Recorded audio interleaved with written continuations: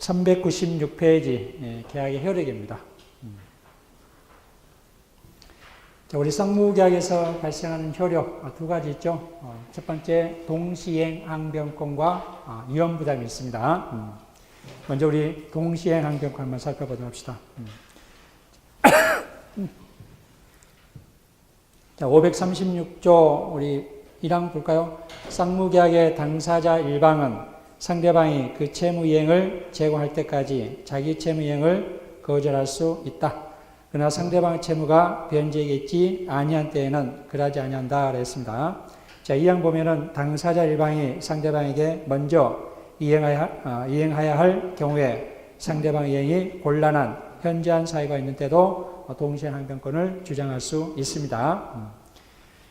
자, 우리 동시행 항변권은 상대방의 채무를 이행하지 않으면 내 채무도 이행하지 않는다. 즉 쌍무계약에서 발생하는 채무, 즉 대가적 의무가 있는 채무에서 발생하죠. 자, 예를 들어서 우리 매매계약에 있어서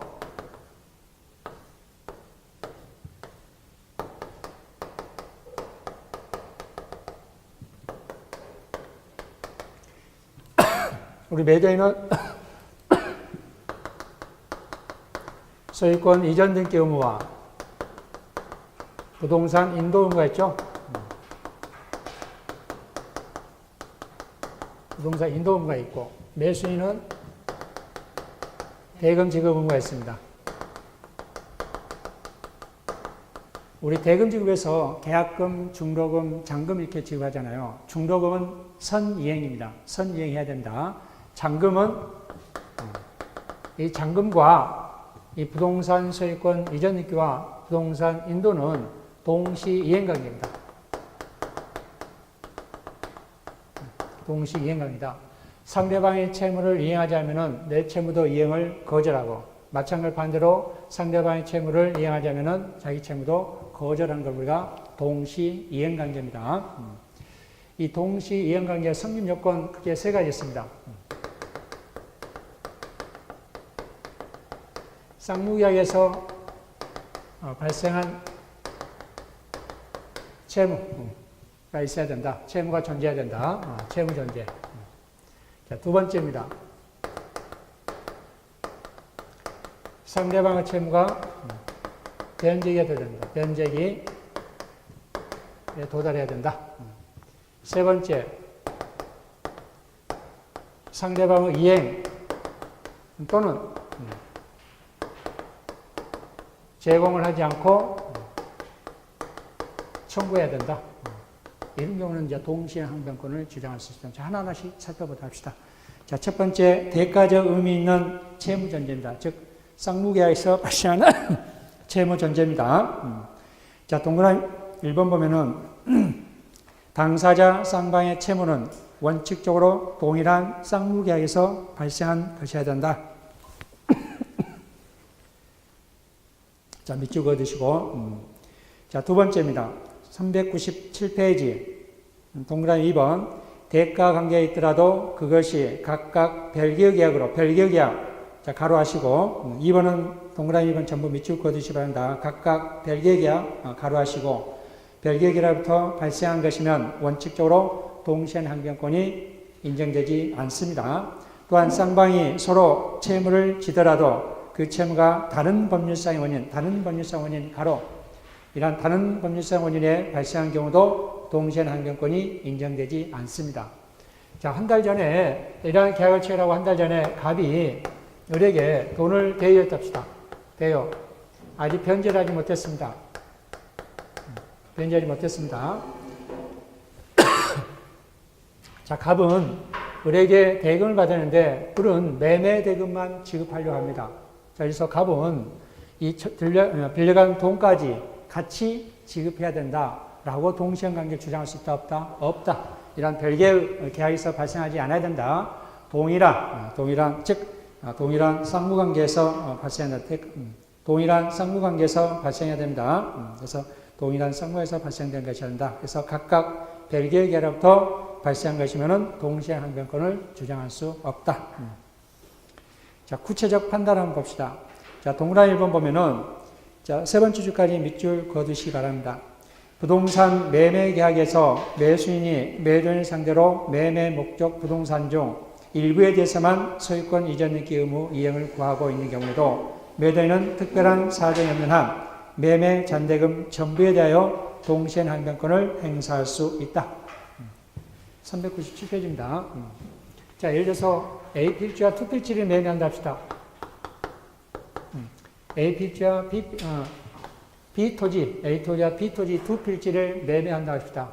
자, 이때 이 매수인은 지금 현재 갑 토지만 소유권 이전 등기를 구합니다. 소유권 이전 등기. 자, 그러면 갑은 전부 대금, A토지와 B토지 대금을 전부 지급해야만이 뭐 할 수 있다? A토지를 소유권 이전 등기 해줄 수 있다라고 동시엔 항변권을 주장할 수 있습니다.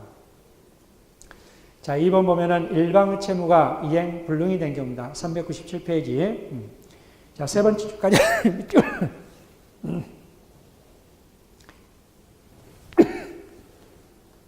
일방의 채무가 이행 불능이 된 경우, 세 번째 밑줄. 쌍무계약상 동시 이행 관계에 있는 일방 당사자의 채무가 그 기책 사유로 이행 불능이 되더라도 그 이행 불능이란 손해배상 의무는 상대방의 채무와 여전히 동시 이행 관계가 있습니다. 동시 이행 관계가 있다. 자, 세 번째, 당사자가 변경된 경우에도 큰 영향이 미치지 않습니다. 동시 이행을 주장할 수 있습니다. 두 번째 줄까지 밑줄. 채권 양도, 채무 인수, 상속 등으로 당사자가 변경되더라도 채권 채무의 동일성이 유지되므로 원칙적으로 동시엔 항변권이 여전히 존속한다. 자, 경계의 경우는 동일성을 상실하기 때문에, 즉 경계론이 구채무를 소멸시키고 신채무를 성립시키는 것을 우리가 말한다 경계랍니다. 자, 경계는 동일성을 상실하기 때문에 동시엔 항변권을 주장할 수 없습니다. 자, 398페이지 두 번째입니다. 상대방의 채무가 변제액에 도달돼야 된다. 도달돼야 된다. 자, 방가로 1번 보면은 398페이지 방가로 1번. 당사자의 약정이나 법률관계 성질상 자기 채무만이 변제액에 있는 등 선이행 의무를 부담할 때는 이 항변권은 인정되지 않는다. 우리 매매계약에서 중도금은 선이행 의무라 했잖아요. 그렇죠? 선이행 의무를 지는 자는 동시엔 항변권을 주장할 수 없습니다. 또 대표적으로 은행에서 대출을 받을 때 저당권을 설정하잖아요. 즉 채무 변제와 저당권 설정 등기에 맞서는 동시이행 관계가 아닙니다. 먼저 뭘 해야 된다? 채무를 먼저 변제를 해야 된다. 선이행 의무입니다. 그러고 나서마다 저당권 설정 등기를 말소해 줘야 된다. 해달라고 해야 된다. 자, 방가로 2번 중요합니다. 선이행 의무를 지는 당사자도 다음의 경우에는 항변권을 가집니다. 원래 선이행 의무를 부담한 자는 항변권을 주장할 수 없잖아요. 그렇죠? 자, 그렇지만은 애적으로 선이행 의무를 부담한 자도 항변권을 주장할 수 있습니다. 동시에 항변권을. 첫 번째, 자, 외상매매 계약에서 매도인의 물건 인도는 선이행 의무이지만 후이행 의무자인 매수인이 부도가 난 경우입니다. 물론 이제 외상 매매 거래에 먼저 물건을 인도를 해줘야 되잖아요. 선이행 의무를 집니다. 그렇지만 상대방이 부도가 난 경우입니다. 부도가 난 경우는 물건을 인도할 필요 없이 동시에 관계를 주장하면 되잖아요. 그렇죠? 부도가 난 경우라든지 또는 후 이행 의무자에게 의무 이행이 곤란한 현저한 사유가 있는 경우에 선이행 의무를 진 자도 동시행 항변권을 가진다는 거. 이걸 우리가 불안의 항변권 한다. 불안의 항변권 한다. 그래서 기업과 니은은 나중에 판례 정리하기라고. 자, 동그라미 2번 봅시다. 그렇죠? 선이행 의무자가 이행하지 않고 있는 동안에 상대방의 후이행 채무자의 변제기가 도래한 경우. 이거 중요합니다. 자, 선이행 의무자가 이행하지 않고 있는 동안에 상대방의 후이행 채무 변제기가 도래한 경우도 동시엔 항변권을 주장할 수 있다. 자, 갑과 을이 매매 계약을 처리했습니다.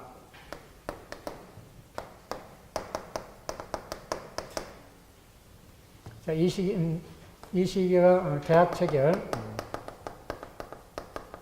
이 시기가 중도금이라 했습니다. 중도금, 이 시기가 중도금. 예, 잔금 시기라 합시다. 잔금 시기. 자, 중도금 시기에 중도금을 지급하지 않았습니다. 우리 중도금은 선이행 의무입니까? 동시한 관계 주장할 수 있습니까? 선이행 의무를 부담해야 된다. 중도금 먼저 지급해야 됩니다. 근데 중도금을 지급하지 않으면은 매도인은 채무 불이행으로, 채무 불이행, 즉 이행지체로 최고에서 해적권을 행사할 수 있잖아요. 근데 어떠한 이유로 갑이 해적권을 행사하지 않습니다. 자, 해적권을 행사하자면 당연히 이 중도금도 잔금은 이행지체가 되잖아요. 이행지체가 되면 당연히 갑은 을은 책임져야 됩니다. 을은 책임져야 됩니다. 자, 가만히 있는데 상대방도 잔금을 지급한 시기에 당연히 갑도 뭘 해야 됩니까? 부동산 인도와 우리 잔금과 부동산 인도와 소유권 이전 등기. 소유권 이전기는 동시 이행관계잖아요. 그렇죠? 이처럼 중도금을 지급하지 않았는데 나중에 보니까 상대방도 변제기가 도래된 거예요. 상대방도 변제기가 도래되면은 이 중도금과 잔금 및 부동산 인도와 소유권 이전기는 동시 이행관계입니다. 무슨 뜻인지 아시죠? 자, 중도금은 먼저 선이행 의무를 부담해야 되는데, 자, 부담하지 않으면 당연히 갑은 뭘 해야 됩니까? 해결을 해야 되는데 해적권을 행사하지 않고 있는 거예요. 그 사이에 상대방도 갑도 모다 변제기가 도래된 거예요. 자, 그러면은 중도금을 지급하지 않다 하더라도 이 중도금과 잔금과 이 부동산 인도와 소유권 이전기는 동시 이행 관계를 주장할 수 있다라는 겁니다. 주의할 점은 이 시기는 당연히 이 중도금에 대한 지체 책임을 지지 않습니다. 이때는 중도금에 대한 지체 책임을 지지 않습니다. 어디까지만? 여기까지만 중도금에 대한 지체를 책임집니다. 여기서 또는 동시행 관계를 주장할 수 있기 때문에 지체 책임을 부담하지 않습니다. 자, 이처럼 선이행 의무자도 나중에보다 상대방의 채무가 변제가 도래되면은 동시행변권을 주장할 수 있다는 거 꼭 주의하시기 바랍니다. 그래서 기업권 두 번째 줄 밑줄 매수인의 중도금 및 그 지연 손해금과 잔대금의 지급 의무는 매도인의 소유권 이전 등기 의무와 특별한 사정이 없는 한 동시행 관계가 있게 된다. 밑줄 거두시기 바랍니다. 중요합니다. 이 지문 잘 나옵니다. 시험에. 자, 세 번째입니다. 상대방의 이행이라든지 또는 제공하지 않고 자기 채무만 청구하는 경우, 자기 채권만 청구하는 경우 동시행관계권을 주장할 수 있습니다.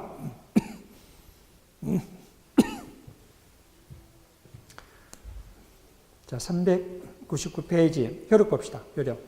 자, 이행 거절 항변권입니다. 자, 상대방의 청구권을 영구적으로 부인한 거 아닙니다. 영기적 항변권, 즉 일시적 항변권입니다. 영기적 항변권이다. 즉 일시적 항변권이다. 일시적 항변권이다. 이거 주의하시고 일시적으로 그 작용을 막고 자기 채무 이행을 연기할 수 있을 뿐이다. 그리고 행사 여부는 전적으로 항변권자의 자유입니다. 자, 두 번째 재판상 행사 효과입니다. 자, 매매계약에 있어서 매도인, 매수인. 자, 우리 매도인은 부동산 인도와 소유권 이전 느낌이 있고 매수인은 대금 지급을 해야 됩니다. 그래서 이 매도인은 잔대금, 그래서 갑이 을을 상대로 해서 잔대금 청구서를 합니다. 매매대금 청구를 합니다. 자기 채무, 부동산 인도와 소유권 이전 듣기를 하지 않으면서 자기 채무는 이행 제공하지 않으면서 상대방 채무만, 즉 매매대금 청구서를 구합니다. 자, 매매된 청구서 구할 수 있습니까? 없습니까? 소는 얼마든지 제기할 수 있습니다. 뭐 패소하든 승소하든 상관없이 얼마든지 소를 제기할 수 있습니다. 소를 제기한 쪽의 원고, 그 상대방을 우리가 피고를 합니다. 저처럼 매매대금 청구서를 제기하게 되면 당연히 피고는 어떻게 주장하죠? 뭘 주장하죠? 동시에 항변권을 주장하잖아요. 본인도 뭐다 부동산 인도와 소유권 이전 등기 해주지 않기 때문에 매매 잔대금을 지급할 수 없다라고 뭐를 주장한다? 동시행 항변권을 주장합니다. 동시에 항변권을 주장하게 되면은 법원에서는 어떤 판단하느냐? 자, 원칙입니다. 원칙은 당연히 이 동시한 항변권이 적법하다면 당연히 원고 전부 패소 판결됩니다. 전부 패소 판결. 자, 그렇지만 애적으로 소송 경제상 전부 패소 판결되지 않고 원고 일부 승소 판결입니다. 즉 동시 이행 판결입니다. 즉 상한을 받음과 동시에 가물과라 소유권 이전 등기를 하라라고 상한 이행 판결입니다. 즉 원고 일부 승소 판결 내립니다. 이거 주의하시기 바랍니다. 우리 시험범위에서 딱 2번 나온다 했잖아요. 어디서 나온다 했어요? 또 잊어먹었죠? 나 물어본다 했잖아. 유추권, 이 앞전에 했잖아요. 유추권에서 나온다. 유추권에서 유추문을 달라가면은 유추권을 주장할 수 있다 했잖아요. 이때는 상한 이행 판결한다. 상한 이행 판결. 자, 여기서 주의할 점은 이 동시 항변권을 주장을 해야만이 법원에서는 심리 판단합니다. 상대방이 동시에 항변권을 주장하지 않으면은 갑이 승소 판결 받아요. 그렇죠? 상대방이 동시에 항변권을 주장해야만이 법원이 심리 판단합니다. 자, 그러면은 상대방이 동시에 항변권을 주장하지 않음에도 불구하고 법원이 심리 판단할 수 있다, 없다? 없다. 직권조사사항이 아닙니다. 직권조사사항이라 반드시 뭐 해야 된다? 상대방이 동시에 항변권을 주장해야 된다. 그래서 방가루 1번과 방가루 2번이 그러한 내용입니다. 방가루 1번 밑줄 그어주시기 바랍니다. 원고 청구에 대하여 피고가 동시에 항변권을 주장하는 경우 원고 패소 판결을 내리지 않고 상한 이행 판결을 하여 원고 일부 승소 판결을 합니다. 자, 방가루 2번째 또 밑줄 2번째 줄까지. 피고가 이 항변권을 행사하지 않으면 원칙적으로 그 기능을 발휘할 수 없으며 법원도 그 주장이 없는 한 항변권의 존재를 고려하지 않는다. 즉 직권 조사사항이 아닙니다. 상대방이 항변권을 뭐 해야 된다? 주장을 해야 된다. 자, 세 번째, 동시한 항변권의 존재 효과입니다. 자, 첫 번째, 상계금지입니다. 자, 이거 중요합니다. 첫 번째 밑줄 그어두시기 바랍니다. 항변권이 붙은 채권을 자동 채권하여 상계할 수 있다, 없다? 없다.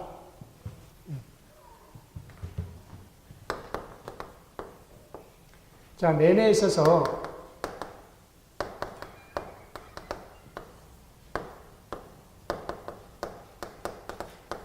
매수인은, 자, 매도인은 어떤 채권을 가지고 있죠? 매수인에 대해서 대금을 받을 채권, 매매대금 채권을 가지고 있잖아요. 매매대금 채권을 가지고 있고, 자, 매수인도 갑에게 돈을 빌려줬다 합시다. 돈을 빌리고, 얘는 대금 채권이죠? 을은 갑에게 대금 채권을 가지고 있습니다. 자, 우리 갑과 을은 서로 대등한 금액 범위 내에서 뭘 할 수 있다? 서로 상계할 수 있습니다. 상계할 수 있다. 자, 여기서 이제 주의할 점은 자동 채권과 수동 채권입니다. 이 자동 채권은 상계하고자 하는 측의 채권을 뭐라 한다? 자동 채권.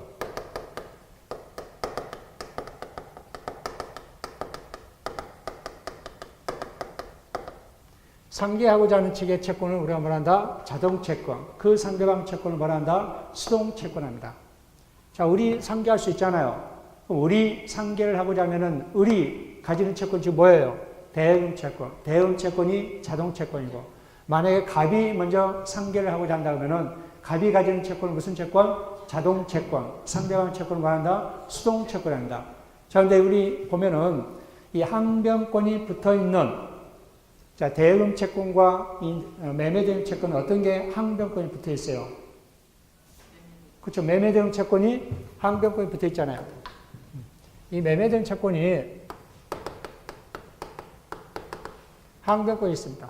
이 매매대금 채권이, 이 대금 채권은 항변권이 없죠. 자, 그러면은 갑이 뭘 한다? 상계하고자 합니다. 그러면 갑이 상계하고자 하면은 갑이 상계하고자 하는 측의 채권은 매매대금 채권이 자동 채권입니다. 근데 이 자동 채권이 뭐가 붙어 있어요? 항변권이 붙어 있잖아요. 이거는 상계할 수 있다, 없다? 없다. 왜 그러냐면은 상계하게 되면은 상대방은 항변권을 주장할 수 없잖아요. 자, 그렇기 때문에 이처럼 자동 채권이 항변권이 붙어 있는 채권이 자동 채권이라면은 상계할 수 있다, 없다? 없습니다. 반대로 매수인이 상계하고자 하면은, 자, 매수인이 상계하고자 합니다. 매수인이 상계하려면은 이 매수인 채권이 자동 채권이죠. 근데 수동 채권이 항변권이 붙어 있잖아요. 이거는 가능해요. 그렇죠? 매수인지에서 상계하고자 하는 거는 가능합니다. 이처럼 항변권이 붙어 있는 이런 자동 채권보다 상계할 수 있다, 없다? 없다. 상계하고자 하는 측의 채권이 누구 채권인지, 누가 먼저 상계하고자 하는지 그걸 보시면 됩니다. 그리고 항변권이 붙어 있느냐, 그 채권이 붙어 있지 않느냐, 그것만 판단합니다. 매매대금은 항변권이 붙어 있습니다. 자, 다른 예를 한번 봅시다. 갑과 을이 임대차 계약을 체결합니다.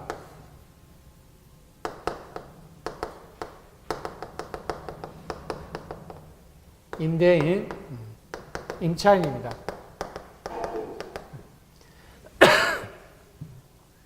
자, 임대차 기간이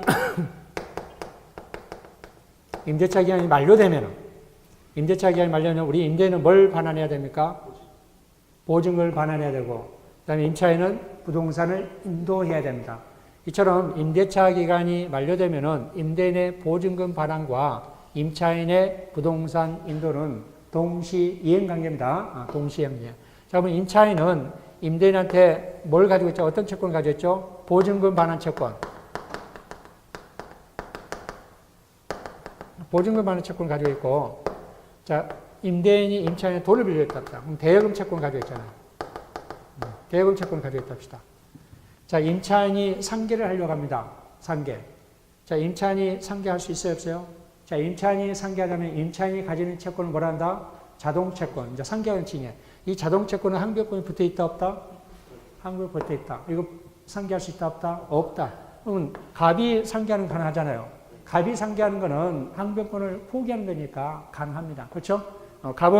갑이 상계하자면 갑이 가진 채권이 이 대여금 채권이 자동 채권. 이 자동 채권이 항변권 붙어 있어요, 안 붙어 있어요? 안 붙어 있잖아요. 이거는 가능하다. 그렇죠?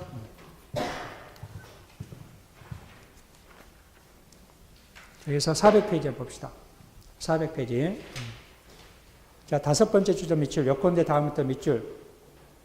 갑은 동시행 항변권이 붙어 있는 자신의 매매된 채권을 자동 채권하여 상계권 행사할 수 없습니다. 그러나 을이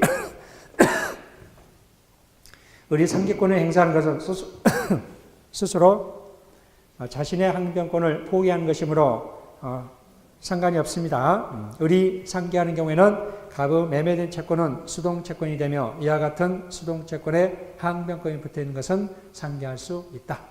이거 잘 이해하셔야 된다. 자, 이번에는 동시행 항변권과 계약 체계상 과실 책임이 문제 나올 확률이 굉장히 큽니다. 그러니까 이 동시행 항변권이 26회 때 시험 나오고 아직 안 나왔어요. 그렇죠? 나올 때가 됐습니다. 그러니까 이 부분에서 이 동시행 항변권과 이거 한 다음에 계약 체계상 과실 책임도 같이 할 겁니다. 그 계약 체계상 과실 책임도 나올 확률이 크니까 잘 정리를 해 두셔야 됩니다. 자, 방가로 2번 이행지체 저지입니다. 자, 기억번 동그라미, 기억 밑줄 두 번째가 동시행 항변권을 가지고 있는 채무자는 비록 이행 뒤에 이행을 하지 않더라도 또 항변권을 행사하지 않더라도 이행지체 책임진다, 지지 않는다, 지지 않습니다. 또 두 번째 니은 두 번째까지 밑줄 채무이행의 확정 기간이 있더라도 일방이 타방을 지체에 빠지게 하려면 우선 자기 채무 이행을 제공해야 된다. 자, 예를 들어서 우리 매매 잔대금과 부동산 인도와 소유권 이전이 동시 이행 관계를 했잖아요. 근데 잔대금을 지급하지 않습니다. 매수인이. 얼마든지 매도인은 계약을 해지할 수 있잖아요.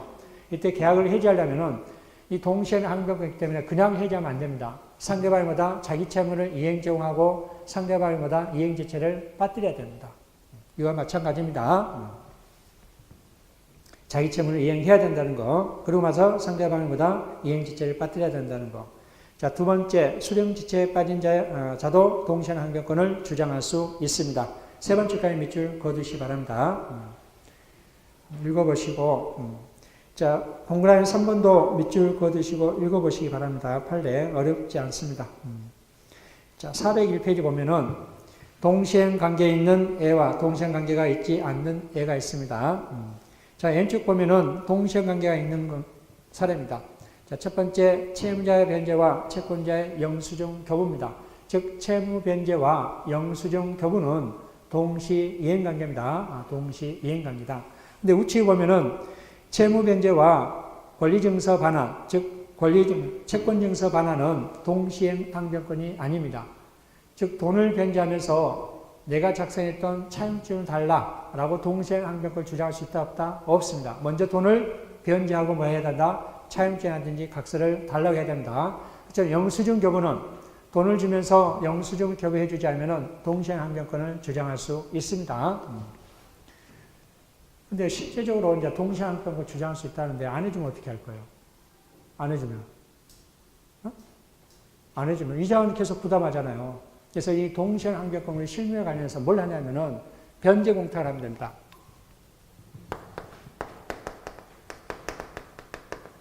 우리 이 변제 공탁서에 보면은 중간에 보면은 반대급부란이 있습니다.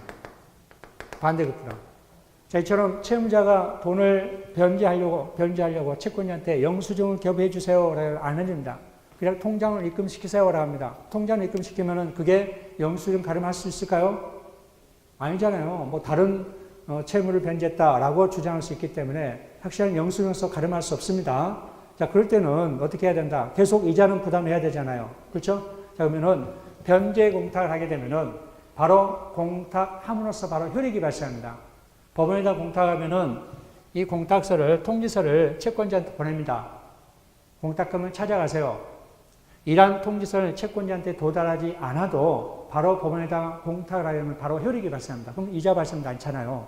이때 반대급부란에다 아무런 쓰지 않으면 그냥 돈 찾아가잖아요. 돈을 못 찾아갈게. 즉 반대급부를 해야만이 돈을 찾아갈 수 있도록 이 반대급부란에 옆에다가 뭘 쓰면 된다? 영수증라고 기재를 하게 되면은 채권자는 이 공탁금을 찾기 위해서는 채무자한테 이제 아쉬운 소리 해야 됩니다.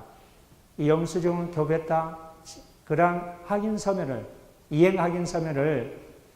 이행확인서면에다가 뭘 뿌려 쓴다? 인감증명서를 첨부해서 이거를 법원에 제출을 해야만이 뭐 할 수 있다? 공탁금을 찾을 수 있습니다. 이처럼 이 변제 공탁할 때는 반드시 뭐다? 동시행 항변권이 있으면은 반드시 반대급부란에 뭘 붙이라는 거예요? 상대방의 이행 제공을 반드시 기재를 해야 된다는 겁니다. 그 점 꼭 주의하시기 바랍니다. 실무에서는 이제 그렇게 많이 이용합니다. 자, 두 번째 보면은, 자, 왼쪽에 동시행 관계가 있는 사례입니다. 두 번째, 채무 이행 확보를 위하여 어음이나 수표를 발행한 경우 기존 채무 이행과 어음 수표 반환은 동시 이행 관계입니다. 자, 세 번째, 네 번째, 다섯 번째는 가장 일반적이죠. 자, 우리 전세 기간이 만료되면은 전세권자는 뭘 하고 부동산 인도를 해주고 전세권 설정된 길을 말소를 해주고 전세권 설정자는 전세금을 반환해야 되죠. 이 두 관계는 동시 이행 관계입니다. 동시 이행 관계다. 자, 네 번째도 임대차 기간이 만료되면은 임대인의 보증금 반환과 임차인의 부동산 인도는 동시 이행 관계입니다. 동시 이행 관계다. 다섯 번째도 자, 매매 계약에 있어서 매매 잔대금과 부동산 인도와 소유권 이전 등기는 동시 이행 관계입니다. 자, 여섯 번째 주의하시기 바랍니다. 판례. 자, 매수인이 부가가치세를 부담하기로 약정한 경우 부가가치세를 포함한 매매대금 전부와 지급 의무와 매도인의 소유권 이전 등기도 동시 이행 관계입니다. 동시 이행 관계입니다. 자, 동시행 관계에 있지 않는 걸 봅시다. 자, 두 번째 볼까요? 두 번째도 채권 담보 목적으로 저당권을 설정하거나 가등기하거나 채권 담보 목적으로 갑이 을에게 돈을 대여해주고 채권자, 채무자입니다. 자, 을은 담보를 제공하잖아요. 저당권을 설정해준다든지 가등기를 설정해준다든지 양도담보를 해준다든지 부동산 양도담보 이처럼 채권 담보 목적으로 저당권 설정이라든지 가등기 설정이라든지 양도담보 해주잖아요. 나중에 채무를 변제하면서 동시행 관계를 주장할 수 있다 없다? 즉 채무를 변제하면서 저당권 설정 비기 동시에 말소를 주장할 수 있다 없다? 없습니다. 먼저 선이행 의무입니다. 채무 변제가 먼저 선이행 의무입니다. 그래서 동시행 관계를 주장할 수 없습니다. 그래서 두 번째, 세 번째가 그런 내용입니다. 피담보 채무 변제와 저당권 등기 말소. 세 번째, 양도담보에 있어서 채무 변제와 이전 등기 말소. 세 번째 보면 가등기 담보에 있어서 채무 변제와 가등기 말소는 동생관계가 아닙니다. 자, 네 번째, 피담보 채무 변제와 유치물 반환도 동생관계가 아닙니다. 자, 다섯 번째 중요합니다. 임대인의 보증금 반환과 임차권 등기 명령에 의한 주택 상가임대차에서 임차권 등기 말소입니다. 우리 임대차 기간이 만료되면은 임대인은 뭘 반환해야 됩니까? 보증금을 반환해야 되잖아요. 근데 보증금을 반환해 주지 않습니다. 자, 근데 임대인은 다른 곳으로마다 이사를 가야 됩니다. 또 전입신고를 해야 됩니다. 근데 아무런 조치를 취하지 않고 다른 곳에 이사를 가게 되면은 종전에 이 대항력과 우선 변제권이 전부 상실되어 버립니다. 종전에 있는 대항력과 우선 변제권이 상실되지 않으려면은 뭘 해야 된다?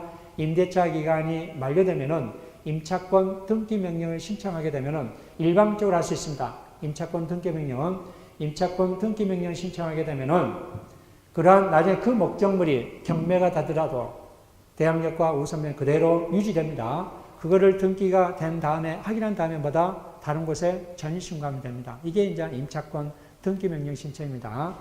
이 임차권 등기 명령과 보증금 반환은 동시이행 관계가 아닙니다. 먼저 뭘 지급해야 됩니까? 임대인이 보증금 먼저 반환해야만이 임차인이 임차권 등기 말소를 해야 됩니다. 해줍니다. 여러분 나중에 이제 임대차를 할 때 부동산 등기등본을 떼어보면은 을구란에 이 임차권 등기 명령이 기재가 됩니다. 그래서 만약에 을구란에 그러한 것들이 많다. 여기 주말시킨 거 있잖아요. 주말시킨 거 있으면은 그 부동산은 임대인이 보증금을 잘 주는 거야, 안 주는 거야? 잘 주지 않는 겁니다. 그래서 그것도 한 번쯤은 고려해 봐야 됩니다. 그렇죠? 임대차 할 때. 자, 여섯 번째, 매도인의 토지거래 허가 신청 절차 협력 의무와 매수인의 대금직 의무는 동시행 관계가 아닙니다. 토지거래 허가 신청 있죠? 허가 신청 협력 의무가 허가 신청 협력 의무가 선이행 의무입니다. 동시행 관계가 아닙니다. 그래서 동시행항변권 잘 정리해 주셔야 됩니다. 자, 위험부담과 그 다음에 같이 우리가 볼 거는 394페이지 계약체계상 과실책임을 한꺼번에 봅시다.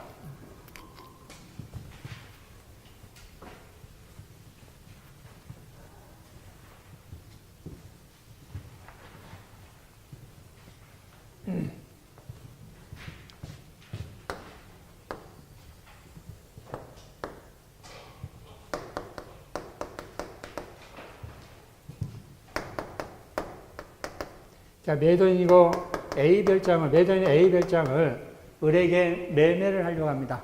매매.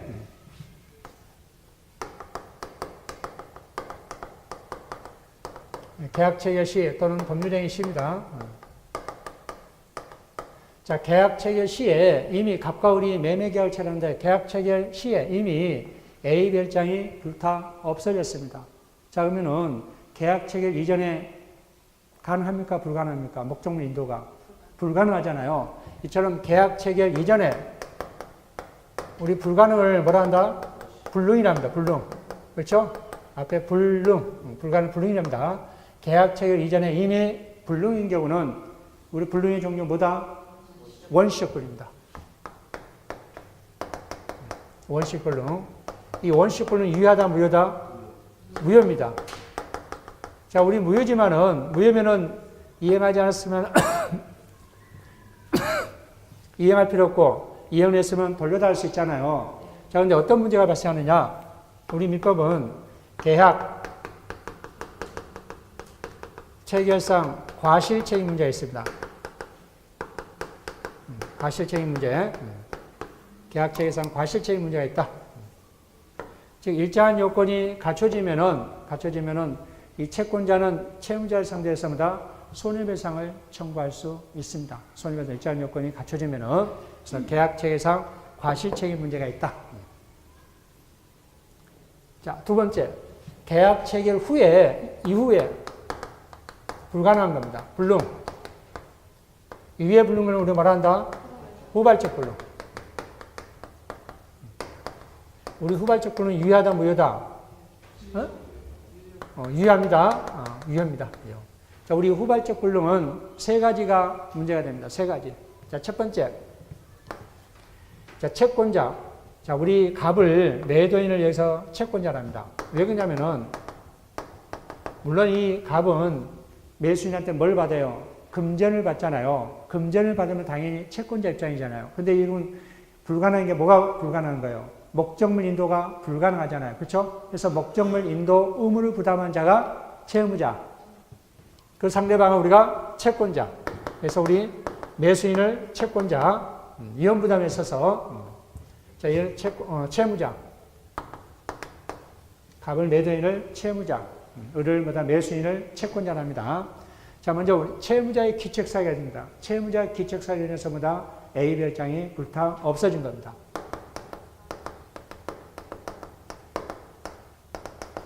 채무자 귀책사유입니다.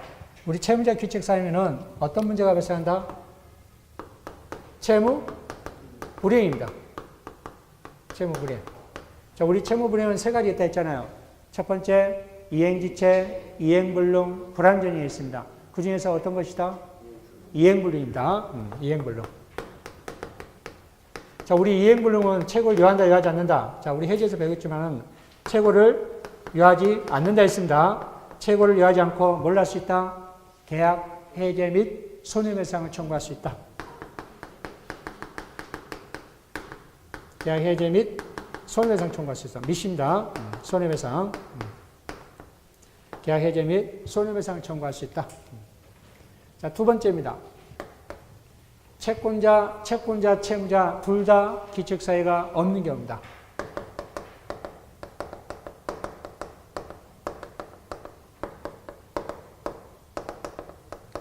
자, 둘 다 귀책사유가 없는 겁니다.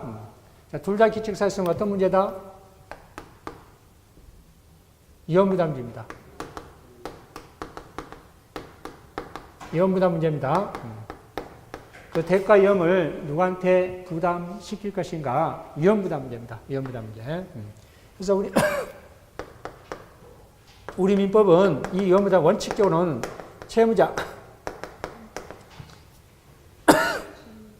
채무자한테 위험을 부담시켜서 채무자 위험부담제입니다.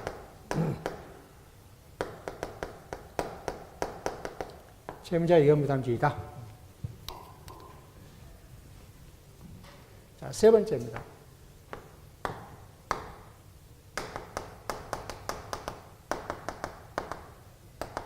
자, 세 번째는 채권자 귀책사유입니다. 채권자 귀책사유로 A 별장이 불타 없어졌습니다. 채권자 귀책사유. 이 채권자 귀책사유는 수령불능도 채권자가 제때 수령을 해갔으면은 별장이 불타 없어지지 않았는데 수령 지체함으로써 불타 없어졌다는 수령 지체도 포함됩니다. 수령 지체 포함입니다. 자, 일단은 어떤 문제다? 자, 우리 채권자 귀책사유가 채무 불이행 문제다 해서 채무자 귀책사유가 채무 불이행 문제에서 이 채권자 귀책사유도 채무 불이행 문제가 아닙니다. 이거는 위험부담 문제입니다. 이거 주의하셔야 됩니다. 위험부담 문제입니다. 자, 그래서 우리 민법은 애외적으로 원칙은 채무자 위험부담인데 애외적으로 채권자 위험부담지를 취합니다. 채권자 위험부담을 취한다. 그래서 이제 하나하나씩 한번 살펴보다 합시다. 나중에 5월달에 요약서에 그림으로 다 설명되어 있어요. 그러니까 안 해도 됩니다. 이거는 머릿속에 여러분을 애울러 하지 말고 그림으로 연상하면서 자꾸 이렇게 하셔야 돼. 나중에 요약서에 다 그림으로 다 돼 있습니다. 자, 먼저 우리 계약체계상 과실제문을 봅시다.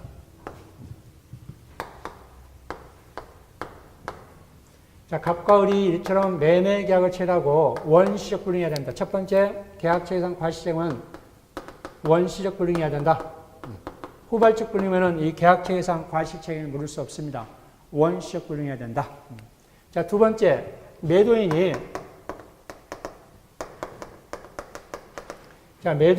이러한 불능 사실을 알았거나 알 수 있어야 됩니다. 두 번째, 불능 사실을 알았거나 알 수 있어야 합니다. 알 수 있었을 것. 즉 악의와 과실이 있어야 된다. 알지 못한 과실이 있어야 된다. 과실이 있어야 된다. 계약체계상 과실 책임을 묻기 위해서는 원시적 불능이어야 된다. 두 번째, 이 매도인이 불능 사실을 알았거나 알 수 있었어야 된다. 상대방은 선이 무과실해야 한다. 자, 무과실까지 요합니다. 선이만 요하면 무과실까지. 무과실. 상대방은 선이 무과실해야 된다. 자, 네 번째, 손해가 발생해야 된다. 매수인이 손해가 발생하지 않으면은 손해배상 청구할 수 없습니다. 손해가 발생해야 된다. 손해가 발생해야 된다. 자, 이러한 손해가 발생하면은 매수인은 매도인에게 손해배상 청구할 수 있습니다. 손해배상 청구할 수 있다.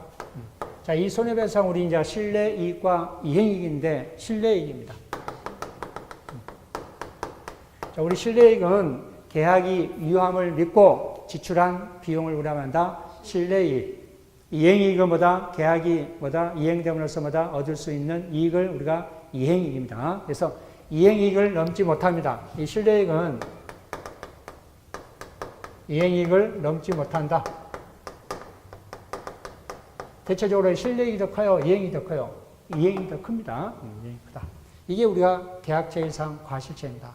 이처럼 일정한 요건이 갖춰지면은 매수인은 매도인에게 손해배상을 청구할 수 있는 게 계약체계상 과실책임입니다. 저 요건만 여러분이 잘 알아두시면 됩니다. 자, 채무자 규칙사유는 당연히 이 내용과 알아야 채무비행은 이행불능입니다.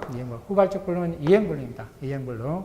최고, 우리 이행불능은 최고가 필요 없습니다. 우리 이행지체는 최고를 해야 되면 상당한 기간을 정해서 최고를 해야 되면 이행불능보다 최고할 필요가 없습니다. 최고할 필요 없이 바로 해제권을 행사할 수 있다. 그래서 계약 해제 및 손해배상 청구할 수 있다. 미칩니다. 함께 청구할 수 있습니다. 함께 청구할 수 있다.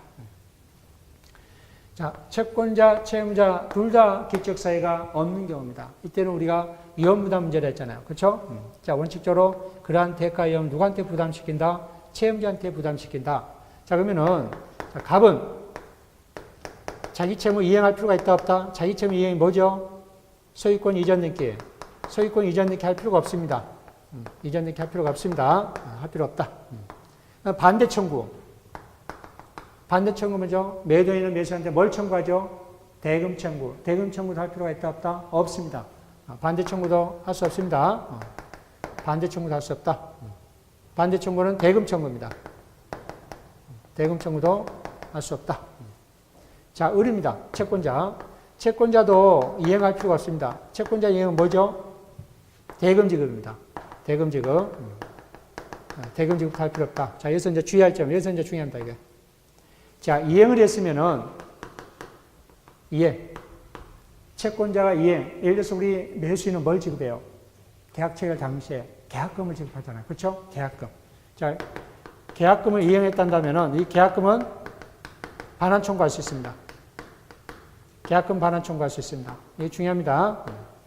계약금을 이행했다면은 계약금 반환 청구할 수 있습니다. 이것만 주의하면 돼요. 자, 반대 청구할 수 있다, 없다? 없다. 소유권 이전 청구할 수 없습니다. 우리 채무자 이혼부담이니까 채무자한테 그 대가를 이혼부담시킨다는 거예요. 그렇죠? 그래서 받았다면은 채무자는 뭐다? 계약금을 받았다면 돌려줘야 됩니다. 반환해야 된다. 소유권 이전 등기는 할 수 없다. 반대 청구할 수 없다. 이것만 주의하면 돼요. 이것만. 계약금을 반환받았으면 돌려줘야 된다는 거. 자, 오늘 채권자 이혼부담입니다. 채권자 이혼부담. 자, 채권자 이혼부담에는 자, 이혼부담 누구한테 부담시킨다는 거예요? 대가를 채권자한테 부담시킨다는 겁니다. 자, 갑은 채무자잖아요. 자, 자기 채무 이행할 필요가 있다, 없다? 없다. 소유권 이전 등기 할 필요 없습니다. 할 필요 없습니다. 자, 반대 청구는요. 자, 여기서 중요합니다. 이 반대 청구.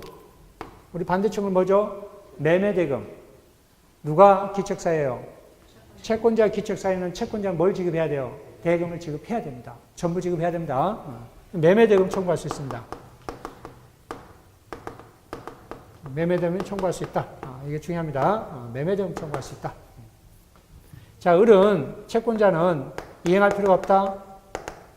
있다, 없다? 있어야죠. 매매대금 지급해야 합니다. 매매대금 지급. 매매대금 지급해줘야 된다. 해줘야 된다.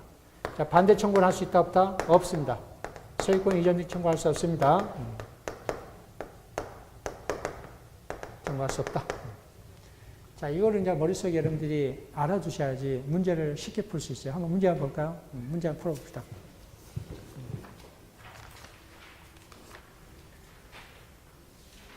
자, 425페이지.